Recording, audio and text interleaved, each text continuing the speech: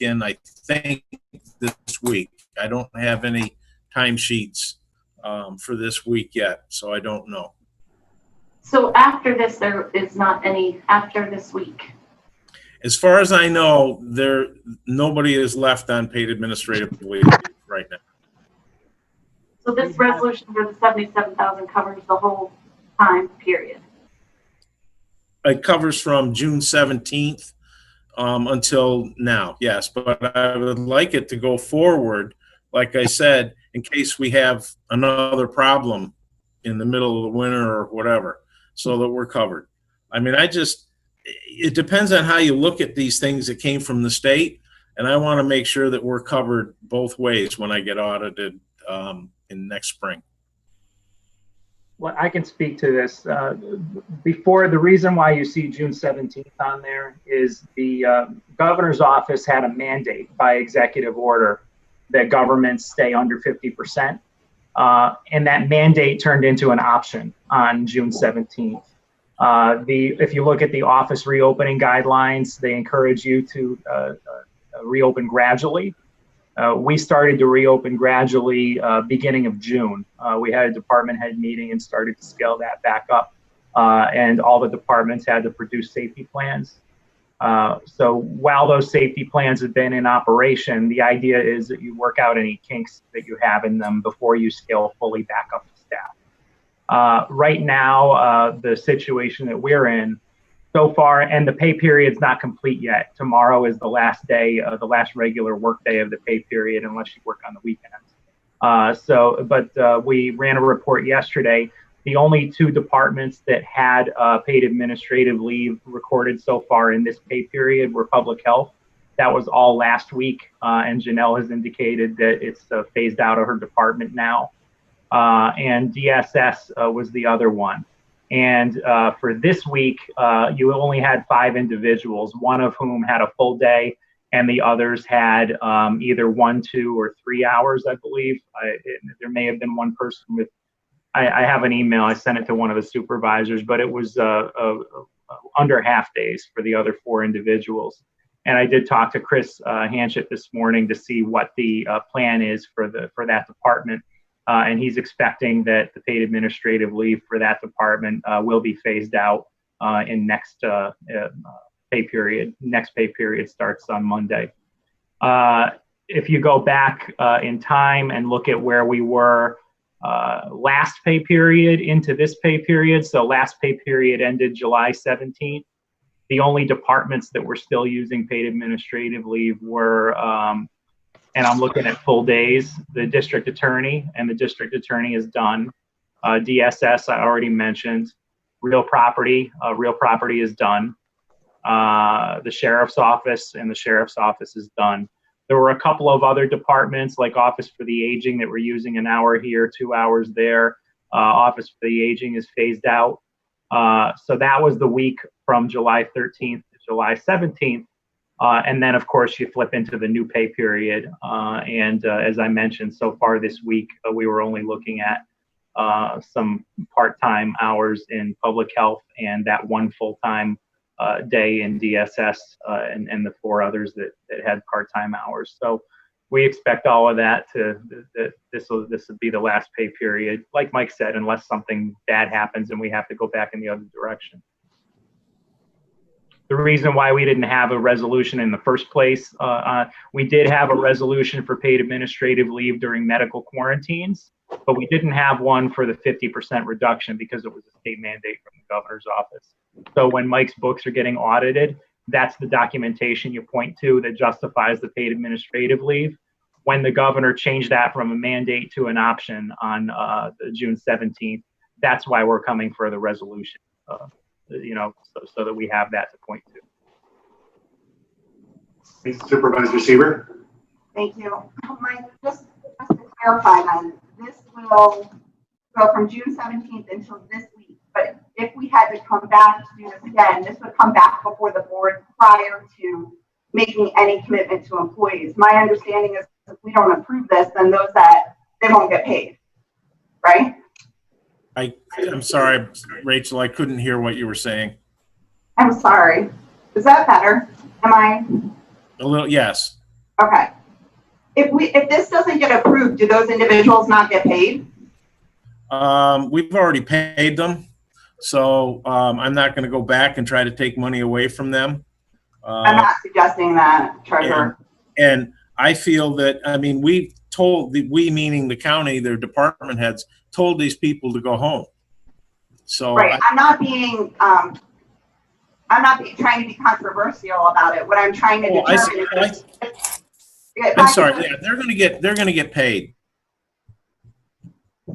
You know, because there's enough documentation out there to say that, you know, we have the option to do this, but backing up that option, I want this resolution so that when we get audited, and we get audited every year, and they'll look at this and they'll say, okay, well, you had the option to slowly bring back your staff, but where's the authorization to pay them even though you're on the option?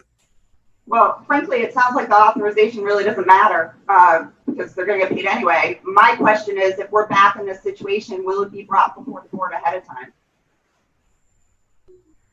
You mean in the future? Right. You alluded. Oh, yeah, yes. I mean, if something happens going down the road and things, you know, pray God that they don't get worse again, yeah, we will be talking. I will be, and Ryan will be talking to the board, and, you know, we'll be upfront about this completely, where we're at and what we want to do. No, this doesn't cover then the medical quarantine. That's separate and apart. The money, you know, paid leave for that. This is only for the paid administrative leave that's non-medically. If an individual is medically quarantined, this is just for that paid administrative leave. Correct, because the medical quarantine, there's a resolution out there that separately sets that up. I think it's unfortunate we missed it on June 17th until now, and now we got to go back and cover tracks, really, you know, give you that extra assurances. But I just hope moving forward, I don't know who this comes from or how it gets caught. I understand it's unprecedented times, but it makes me a little uneasy. But I certainly recognize that these employees were told they would be paid. Well, you know, trying to keep up with everything that was going on and is going on still is not easy. And we were more, I guess, focused on trying to get things safe and making sure that the people were taken care of. And then we looked back and said, oh, well, maybe I need to do this. And that's why I'm here.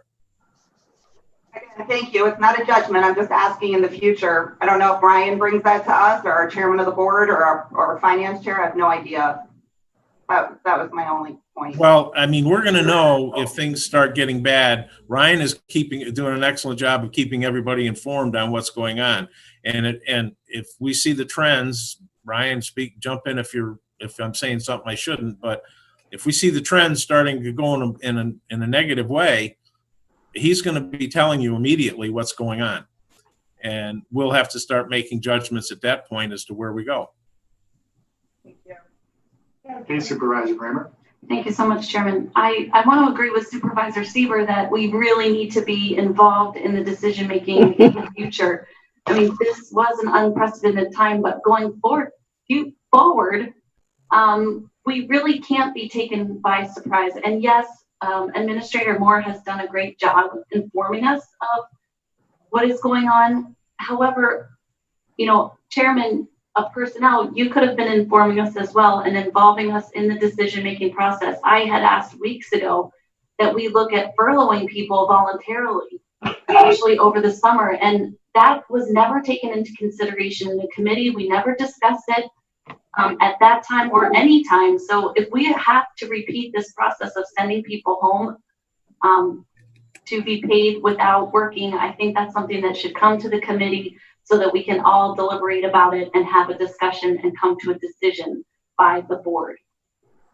I'll just add, you did bring that up to this committee, and this committee took no action as far as furlough. So I just want to say this was discussed here at the committee meeting.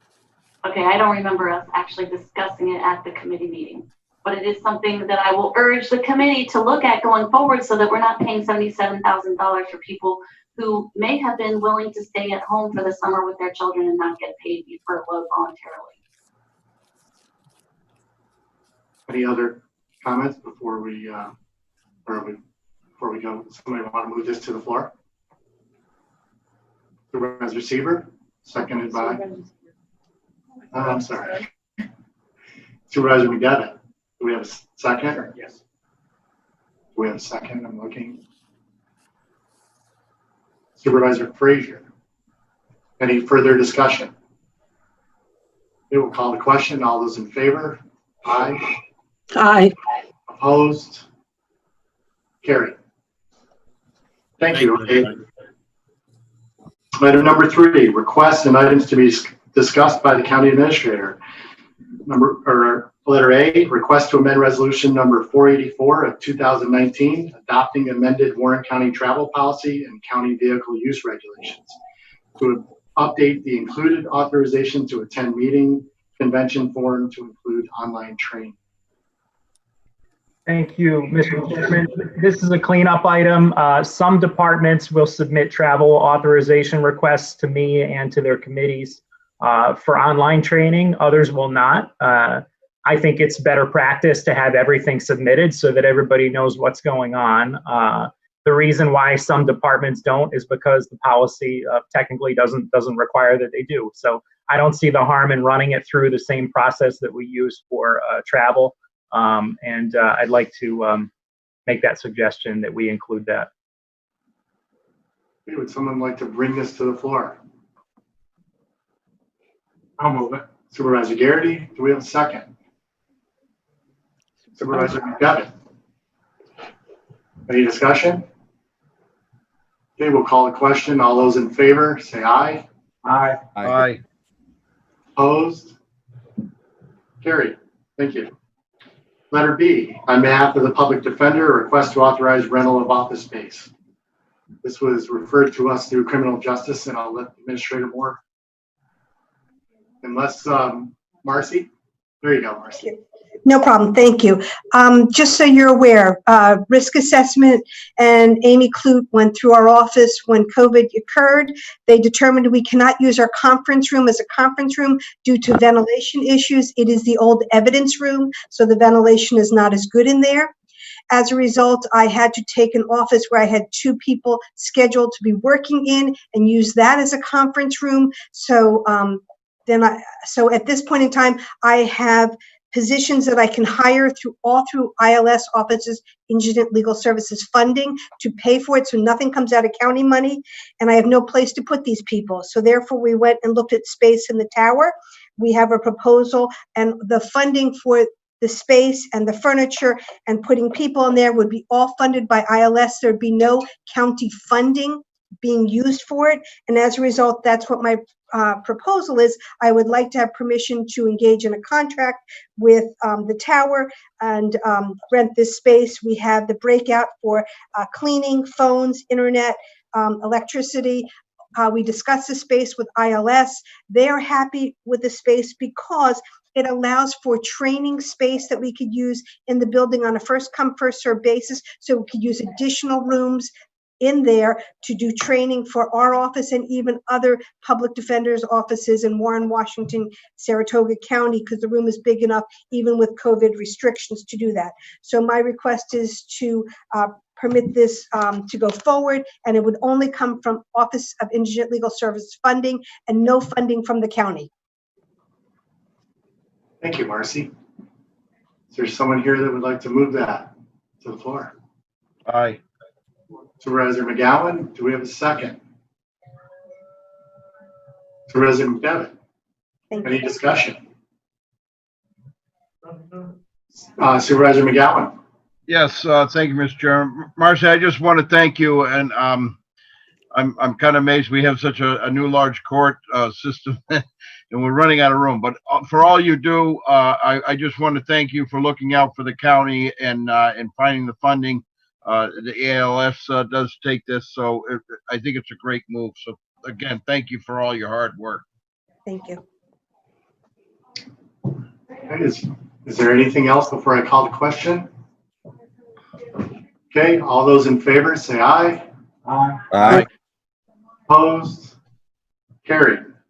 Thank you. I also wanted to update the committee. I talked to Amanda and also Administrator Moore about moving forward on our resolutions that we've approved as a board. You know, it would be great if we, you know, had an idea which ones were actually executed or not. I know that there are some that have not been needed or used, but it may be a good opportunity to take a look at those.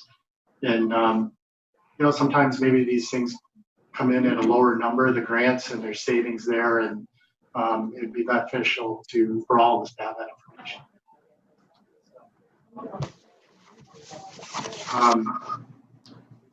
There were no requests or items to be discussed by the county attorney. Number 5, an informational item, Chairman Thomas to appoint Michael J. Grasso to the Warren, Washington County's Industrial Development Agency at the August 21st, 2020 board meeting. Mr. Grasso's resume was attached to your packet. You guys have it? Yeah, I feel uncomfortable supporting Mr. Grasso at this point.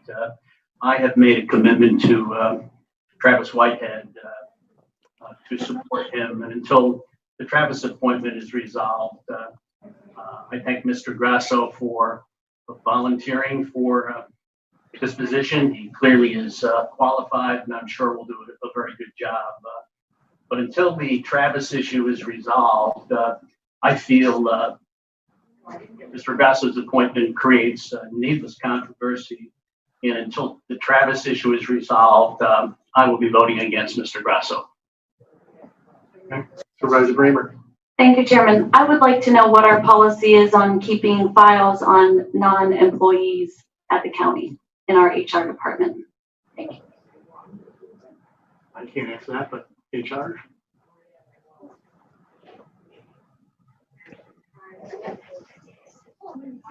Our policy is that we keep employee complaints. Speak up. Can you hear me? Oh.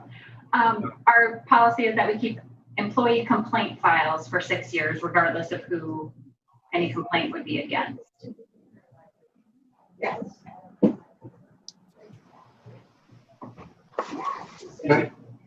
So Supervisor McDevitt. if an employee makes a complaint, I'm sorry, if someone makes a complaint about an employee, sorry, go back and say that again, please. Any complaint made by an employee under one of the Warren County policies is kept on file for 6 years.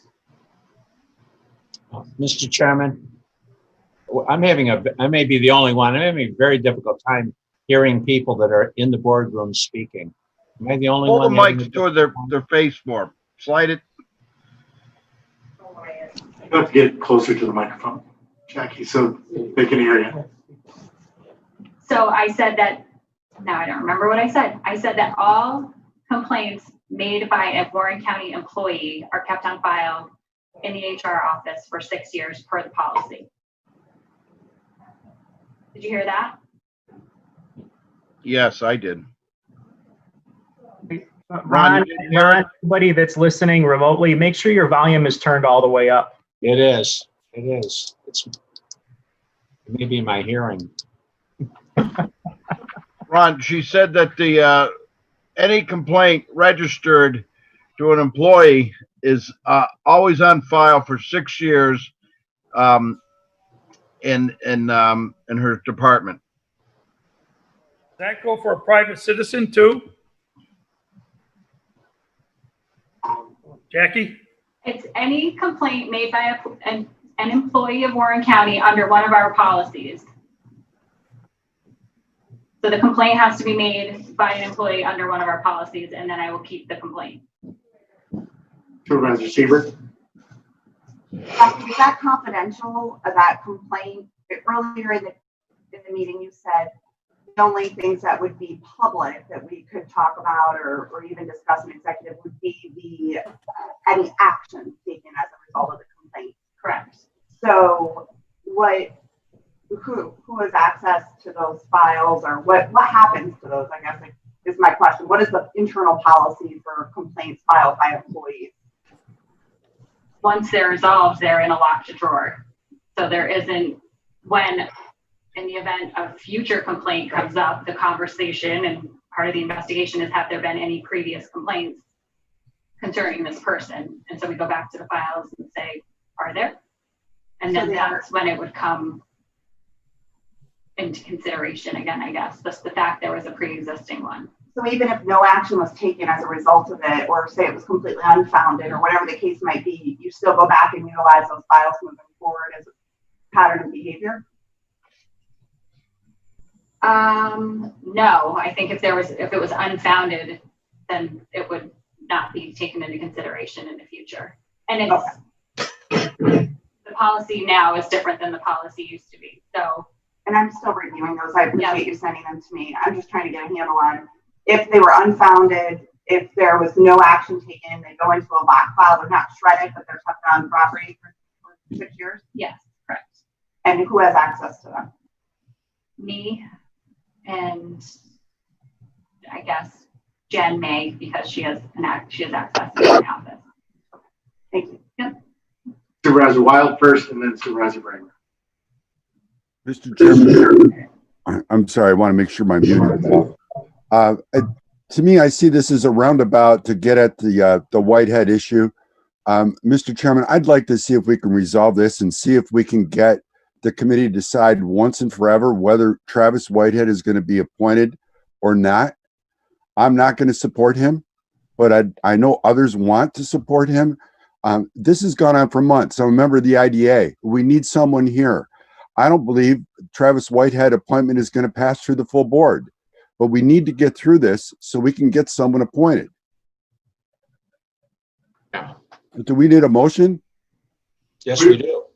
Mr. We're not asking, there is no resolution before us to appoint anybody to the IDA today. Chairman Thomas was just doing this as a bit of informational item in advance of the board meeting. There's so many other opportunities and issues for us as supervisors to address. I just want to move past this one day or another. This has been going on since probably January. We need to get past this so we can focus on other things. At least that's just my own impression. Thank you. Make a motion. Make a motion.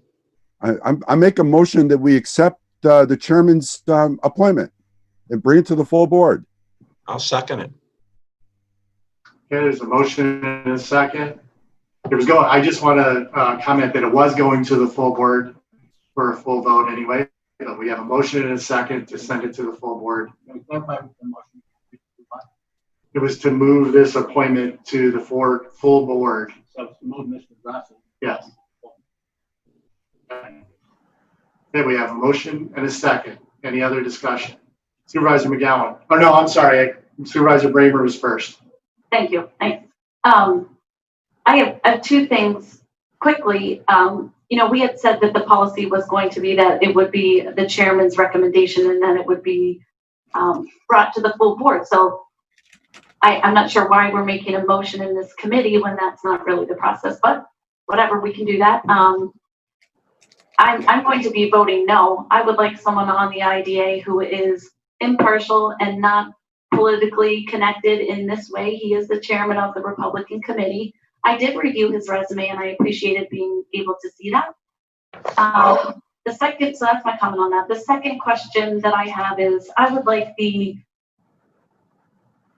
at our last school board meeting, Chairman Thomas did make the comment that he had seen complaints in the file, and I would like to ask now for this committee's permission to go to the HR department and review that file as well.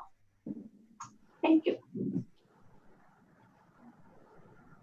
Okay, we do have Travis Whitehead also has comments that he wants to relay before we vote on this. So is Don going to read them or? Yes, I can read them if you'd like, Supervisor Simpson. Sure. Okay.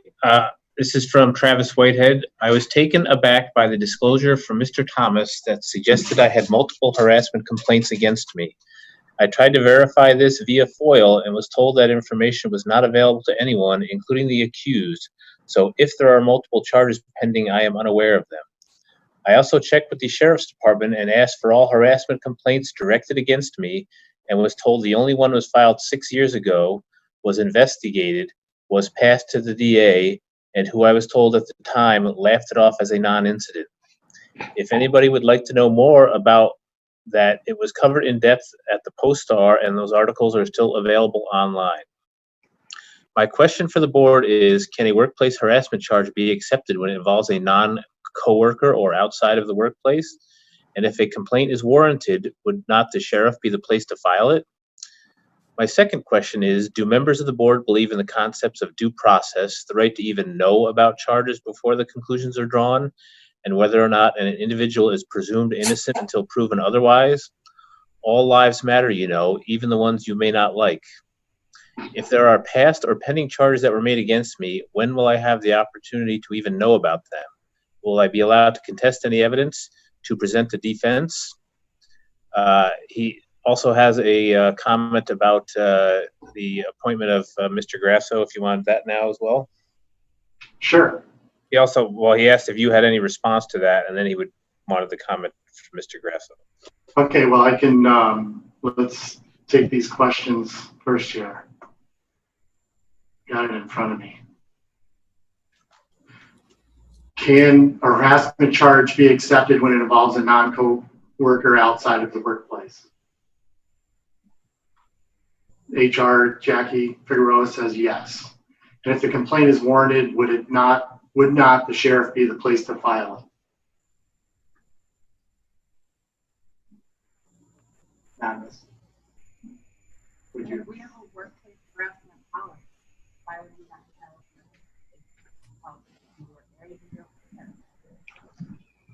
Did you guys hear that? Okay. We have a workplace violence policy which governs our workplace here. As the workplace harassment policy specifically mentioned a harassment complaint by a non-employee of the county. It does specifically mention that. Yes. That's your microphone. Yeah, I'm sorry. Yeah, just when you get a chance, could you maybe email me where it says that? Yeah, appreciate it. Yeah. Second question. Excuse me, was there somebody that wanted to comment? I can read it right now if anybody wants to hear it. Sure, go ahead. Just let me find it. Give me a minute.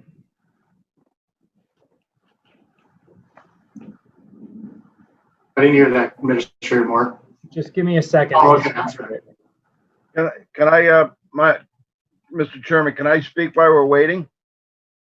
Sure. I'm just a little confused of the whole process of why we're going to wait on doing something. I mean, it is a recommendation coming, an informational thing from Chairman Thomas to a point. It is, from my understanding, Chairman Thomas's appointment that he's able to make. And, I don't think, like I said, holding up, I've had a talk.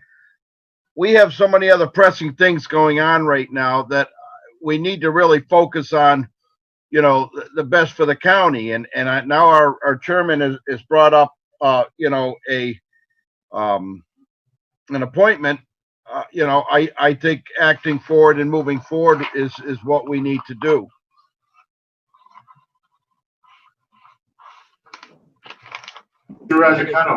Yeah, I agree with that. I mean, all of this may be important and maybe it needs to be dealt with, and I'm not sure what venues it needs to be dealt with, but we have a recommendation of appointment from the chairman. We should deal with that. And I think the question should be moved, and then we can continue on with discussion on whatever it is you wish to discuss. I don't see where that has anything to do with the chairman's recommendation. I would agree with Mr. McGowan. Okay. Supervisor Simpson, there is a comment on the Mr. Grasso portion of that, if you want that now. Actually, I've got supervisor's questions that I've got to take right now. Supervisor Leggett had a question in chat. What is the Whitehead issue Supervisor McDevitt spoke about? I think that I guess my point is, we have been talking about Mr. Whitehead for a couple of meetings, and I believe, it is my opinion that we should clearly resolve Mr. Whitehead's appointment one way or the other, and it's that simple. Let's resolve Mr. Whitehead, and I get the impression, listening to people here today, that that issue is there will be a motion for Mr. Whitehead at our next board meeting. So that's let's resolve Mr. Whitehead if we can. Okay, Supervisor Beatty also had a question or a comment that there is a tabled resolution from the Board of Supervisors regarding Travis Whitehead. Yeah. So there isn't a pending resolution, there's a tabled resolution. Okay, good. Thank you. And Don, I'll let you finish up with communication from Mr. Whitehead. Okay, this pertains to the appointment of Mr. Grasso. I see that the chairman has appointed the chairman of the GOP party to fill the IDA position vacant for 5 months. This on the eve of a heated general election in 3 months' time, where the GOP has just nominated a person to run against me for a seat on the Queensbury board. The timing smells bad to me, and I ask that board members present, if they can detect that odor as well before they cast their votes today. Our ethics laws decree the mere appearance of a conflict of interest, and while I harbor no ill will towards the GOP chairman, he and others should be aware of how bad this looks when Chairman Thomas, also a Republican, appoints his party chair, at the same time discredits a GOP election opponent. End of comment. Okay, if there's Travis Whitehead. Supervisor Bramer. Could I have an answer about my question to see Mr. Whitehead's file? Jackie.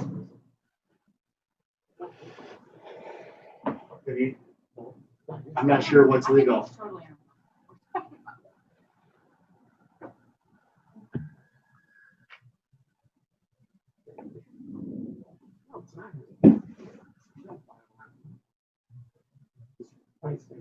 Excuse me, that's not true, that there's no file. Okay. I would like to know if I can see the file. Supervisor Wild. Mr. Chairman, thank you. I'm sorry, do I have the floor? Yes. Yeah. Thank you. It seems like we're going in circles again. We're talking about this harassment charge and everything else. I think there's many people on this board have felt the wrath of Mr. Whitehead. He is very intelligent. He's able to deal with a lot of issues. The problem is he doesn't play well with others.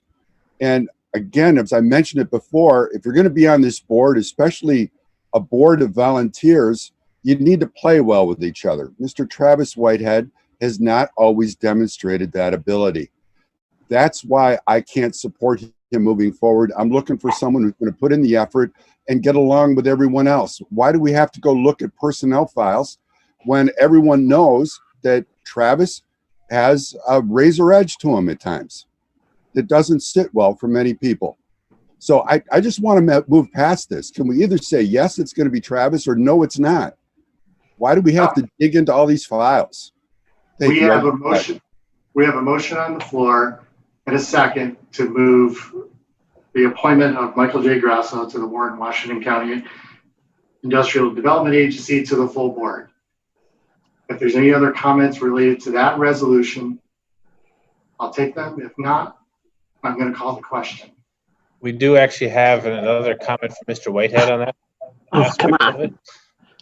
We're in the middle of a resolution. We need to resolve this first, and then I'll open the floor back up for further comments. Good. Is it related to the resolution on the floor? Yes. Okay. Yes. As I said, Mr. Grasso has a nice resume.